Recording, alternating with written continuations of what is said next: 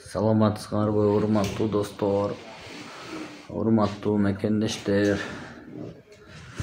Палатада жатам. 2 күн болду, 3-чү кетти. Сахар көтөрүлүп, давление түшүп, в общем, частный клиникага келдим да. Спецке деле жатып алсам болот эле, өкмөттүн акчасына деле. Бирок кой деп спецке жатпай келип азыр ден соолукту карап атам. Мен жөнүндө өтө көп бир акча алып атыптыр, анан тигинтип атыптыр, минтип атыптыр, анан көп менин авторитетимди түшүрүш үчүн көп сөздөр чыгып атат. Эми эмне айтам? Булар эмнеге антип атышат? Бул саясатчылар бир ит экен да, короче, ушинтип эле эметип берет да.